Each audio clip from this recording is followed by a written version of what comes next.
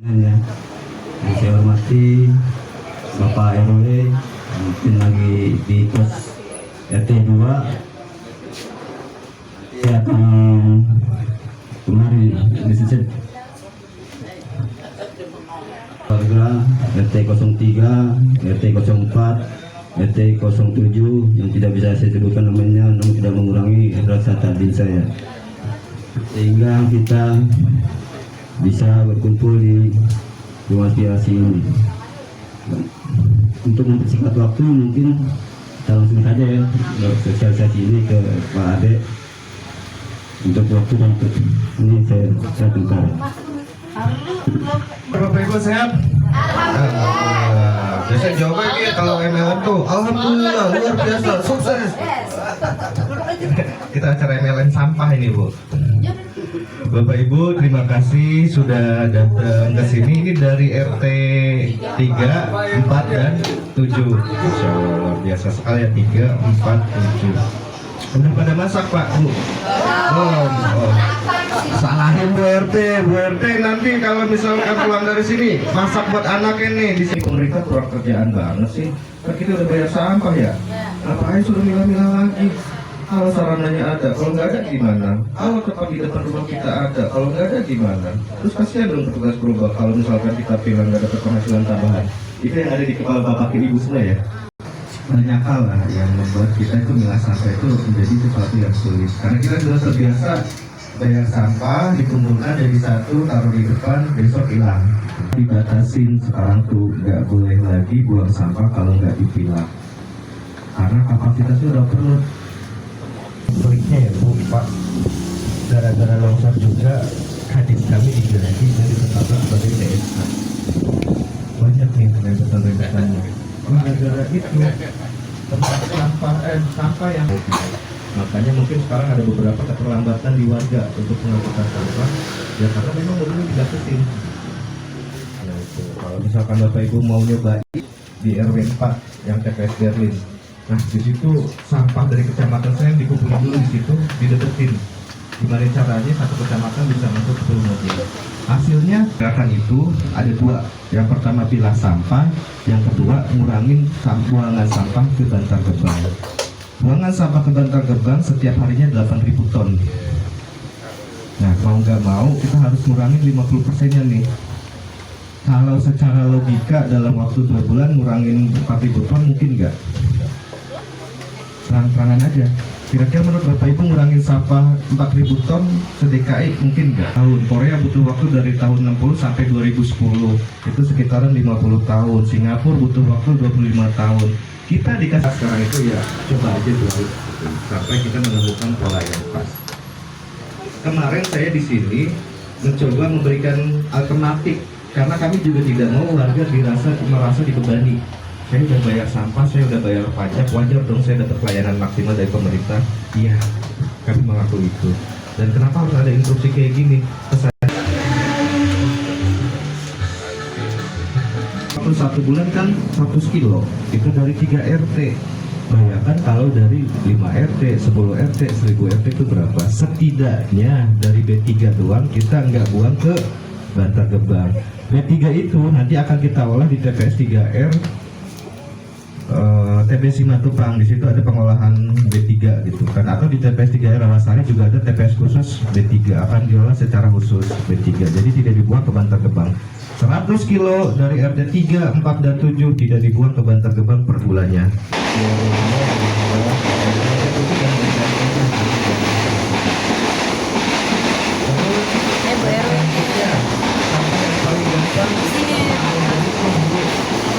Organitas, bekas buku dan pokoknya barang-barang yang sifatnya laku. Ya, dan itu kita nggak usah khawatir, kan nggak mungkin ke Bantar Gebang juga. Dan kita khawatir itu kadang satu aqua di dalamnya ada dalam ya, kadang di dalamnya itu ada softcake, ada apa jijik itu. Nah itu yang repot gitu. Itu jadi nggak bisa diolah, benar-benar harus dimusnahkan. Nah makanya kalau dipilah kan malah enak. Terus ada juga, saya tidak menutup kemungkinan Pak, kalau misalkan milah kesian lah petugas gerobak tidak punya penghasilan sampingan. Nikah lagi kan? Ya, itu bercanda aja ya Bapak Ibu ya. Atau misalkan mau dijadikan atau misalkan mau dijadikan uang kas RT boleh gitu, uang kas kader boleh, atau simpanan pribadi masing-masing rumah boleh gitu. Lewat mana? Lewat bank sampah gitu. Dijualnya kemana? Mau ke wakaf boleh, mau ke LH juga boleh, yang penting dipilah. Terkait anorganik saya yakin semuanya udah paham, karena dari tahun 2016 tidak ada yang dipusingkan karena kita semua sudah tahu. Nah yang ketiga nih yang repot, organik. Organik itu sampah-sampah bekas sisa makanan. Pertanyaan-pertanyaan kayak gitu. Bapak, Ibu, kemarin saya dari LHSN dari kelurahan mencoba memberikan alternatif penawaran solusi. Kami menyediakan drop point. Drop point kalau di ini ya, saya perbandingan yang udah jalan dulu, boleh dicontoh ataupun boleh tidak, itu tergantung kesepakatan RT RW baiknya seperti apa dan warga baiknya seperti apa, nyamannya seperti apa. Kalau di RW 5 drop point-nya itu di ujung gang, jadi setiap hari nanti saya share videonya atau ngeliat video di IG-nya kelurahan, nah itu ada contoh di RW 5 di ujung gang setiap jam 9 sampai jam 10 atau nanti kesepakatannya dijemput jam berapa. Makanya kami harus cari buangan tempat lain dan alhamdulillah kami sudah dapat Kecamatan Senen itu di Cipayung sama di Andara, tapi kami harus lihat langsung ke sana rutenya seperti apa, mekanisme seperti apa, biar sampah yang tadi yang udah dipilah nggak balik lagi ke Bantar Gebang. Saya izinnya Bapak Ibu ya, nanti jam 11 saya geser harus ke Cipayung dan ke Andara, biar sama-sama kita cari solusinya seperti apa ya. Nah gitu aja sih Pak RW ya. Saya langsung, gak apa-apa nih, udah 10 menit lagi soalnya udah ditungguin ya. Bapak Ibu, saya pamit undur diri ya. Assalamualaikum warahmatullahi wabarakatuh. Alhamdulillah, alhamdulillah, amma ba'du. Yang saya hormati Bapak Ade selaku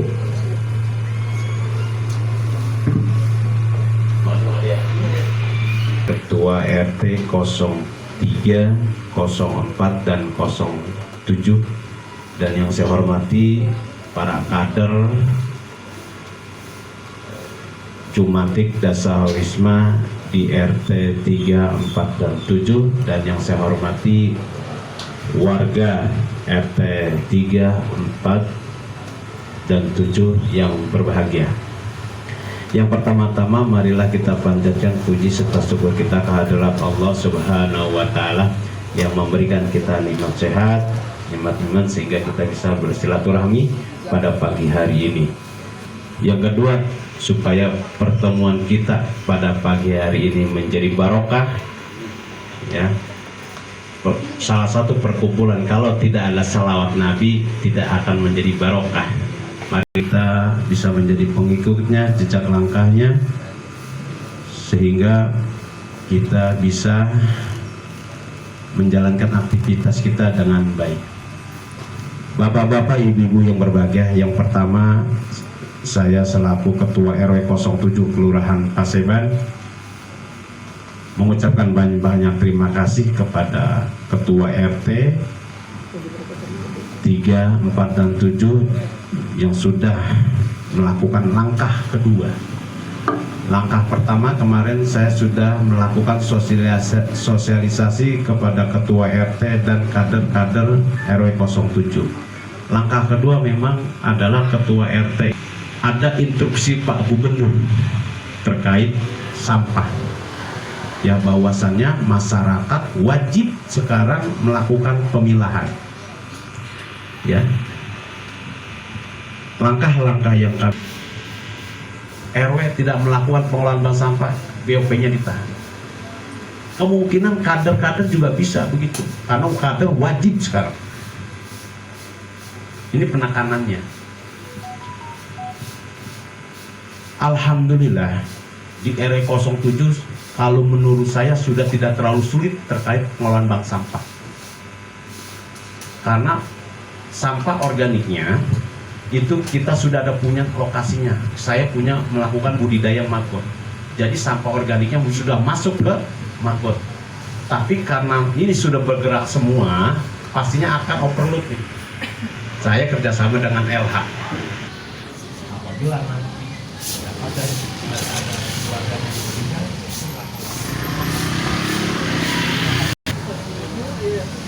Ini konten ini saya pakai supaya nanti karena ibu-ibu dari rumah sendiri ke Murama URT itu ada jalan kaki. Biasanya orang tuh malas. Orang Indonesia nomor 3 dunia paling malas jalan kaki. 5.000. Satu kantong kecil. Mahal apa murah? Ya lumayan. Kalau menurut saya mahal, Bu. Mahal. 5.000 kalau kita nggak punya duit mahal apa murah? Bisa nggak kebeli itu garam? Bener nggak? Nah, betul. Murah itu kalau kita punya duit berapa? Lebih. Pak, ini harga ini 100 juta sama sekali jadinya mahal. Maksud saya itu begitu. Nggak apa-apa. Silakan. Bagusnya lagi koordinasi gitu. Misalnya habis nimbang nih, mau jual ke Madura, kan ada catatannya. Timbang sampah, sebutannya nanti sampah organik semua lah. Kalau buang di pinggir jalan ada sampah. Sampah organik, orang banyak sampahnya itu semua di sini. Belum terus makanya apa ya? Saya ambil. Saya sampai pertama